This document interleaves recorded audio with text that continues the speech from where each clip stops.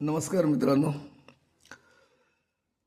10वीच्या विद्यार्थ्यांसाठी आज मी अपठित पद्य पाहतोय. आपण कमीत कमी 10 श्लोक तरी पाहणार आहोत आणि ते कसे सोडवायचे त्याचा विचार करणार आहोत. काही श्लोक कठीण असतील, काही सोपे असतील. श्लोक एकदा वाचावा, त्यातला प्रत्येक शब्दाचा अर्थ पाहावा, विचार करावा आणि मग प्रश्नाची उत्तरं द्यावी. 4 मार्काचा हा प्रश्न आहे. एक प्रश्न आणि एक शब्द विचारला जाईल आणि एखादं जालचित्र पुरं येतं असं प्रश्न येईल. So you have to read the first the shlok, think over the words of the shloks, and then read the questions and find out the answer. You may be not understanding exactly the meaning of the shlok, but with the help of the question, you can write the answer. See, this shlok, takshakasya visham dante. You will be knowing Takshak, maybe you don't know. But Visham Dante is simple. Dante दातात विष म्हणजे कोणाच्या कळलं? सापाच्या. म्हणजे तक्षक याचा अर्थ साप आहे.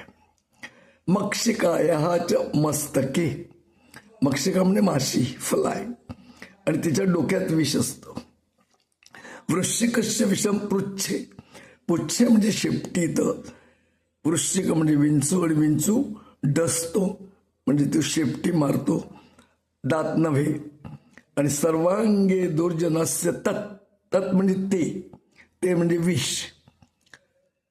तेव्हा आपण आता सरळ श्लोक एकदा वाचून पाहूया.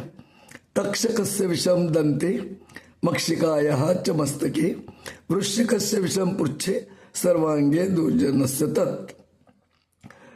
पूर्ण वाक्येनं उत्तरत. 2 पैकी एक प्रश्न लिहायचा आहे. आपण दोन्ही पाहूया. तक्षकस्य विषम कुत्र अस्ति? सरळ तक्षकस्य विषम दंते अस्ति. तक्षकाचा अर्थ नाही कळला तरी तुम्हाला उत्तर कळलं. पुच्छे कस्य विषम अस्ति. आता पहा बरं, पुच्छे शब्द कुठे? दुसऱ्या ओळीत. तिसरा शब्द आहे वृश्चिकस्य, हे त्याचं उत्तर आहे. मग वृश्चिक मध्ये विंचू हे नाही कळलं तरी तुम्हाला उत्तर देता येणार आहे.